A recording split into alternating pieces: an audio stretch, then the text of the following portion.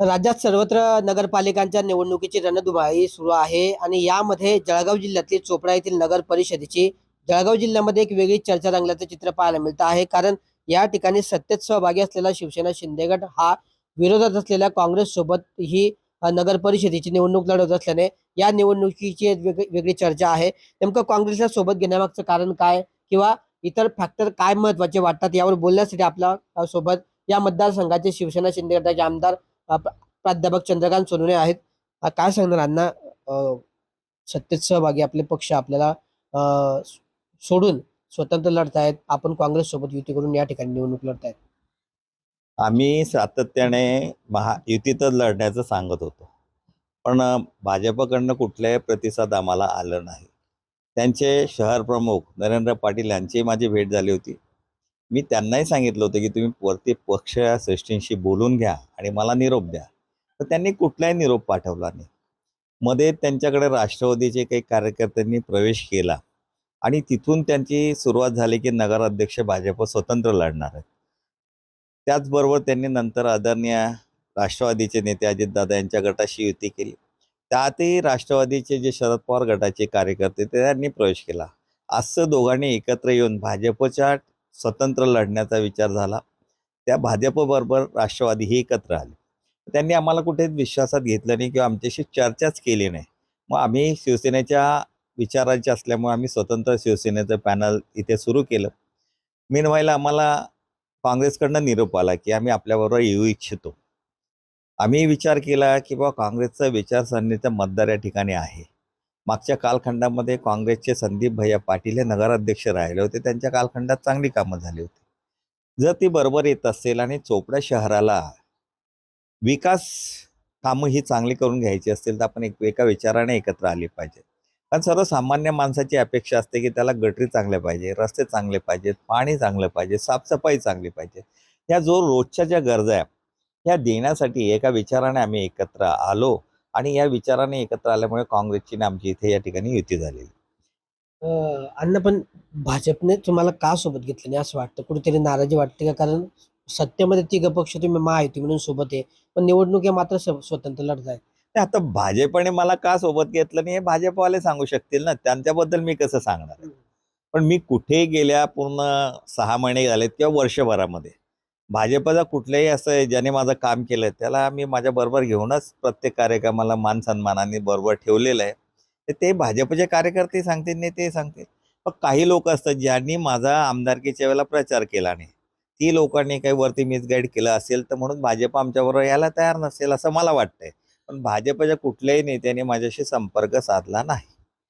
अण्णा, शिवसेनेची एक वेगळी विचारसरणी आहे, तो एक गट वेगळा आहे. दुसरीकडे काँग्रेसची एक स्वतंत्र विचारसरणी आहे. काँग्रेसला सोबत घेतल्यामुळे तुम्हाला काय वाटतं? नेमकं फायदा होईल, तोटा होईल काय? हे कामांसाठी आणि त्या चोपडा शहरामध्ये एक वर्ग आहे जो काँग्रेसलाही मानणार आहे.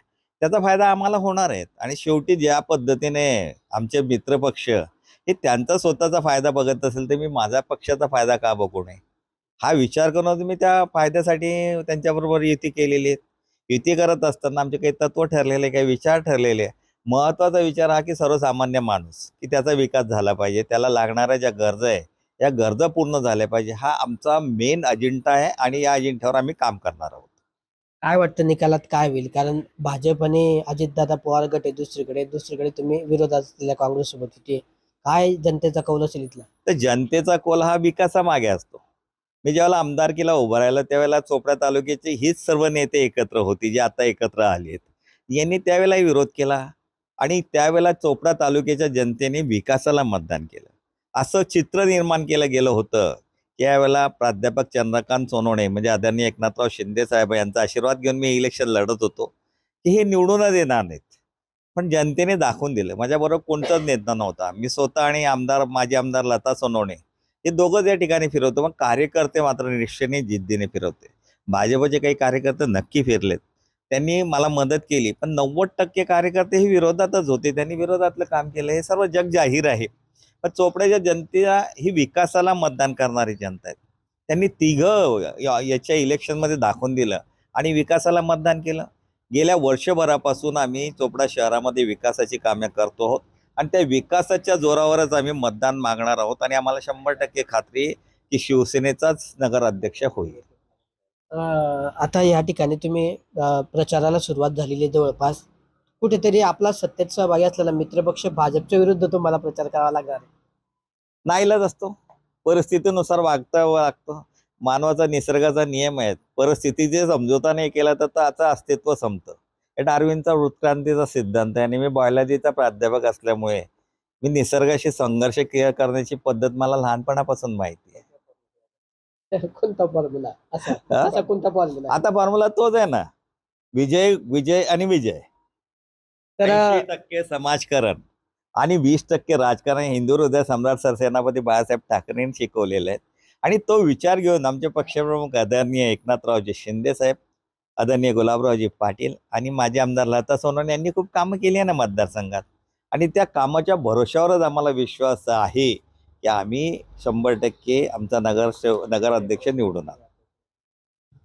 तर अशा पद्धतीने या ठिकाणी जे आहे शिवसेना शिंदे गट हे काँग्रेस सोबत एकत्र आले आहे आणि त्या पद्धतीने या ठिकाणी ही निवडणूक लढवत आहे. भाजपने शेवटपर्यंत महायुती संदर्भातला कुठलाही प्रस्ताव आपल्याकडे दिला नाही किंवा तशी माहिती दिली नाही.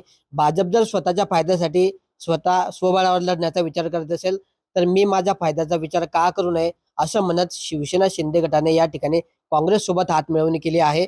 शिवसेना शिंदे गटाची स्वतंत्र विचारसरणी असली तरी मात्र चोपड्यात काँग्रेसची स्वतंत्र विचारसरणी आहे आणि त्यामुळे दोघंही विचारसरणी एकत्र आल्यामुळे निश्चितच विकासाच्या बाजूने जनता कौल देईल असा विश्वास या ठिकाणी आमदार चंद्रकांत सोनवणे यांनी व्यक्त केला आहे. किशोर पाटील, TV9 मराठी, जळगाव.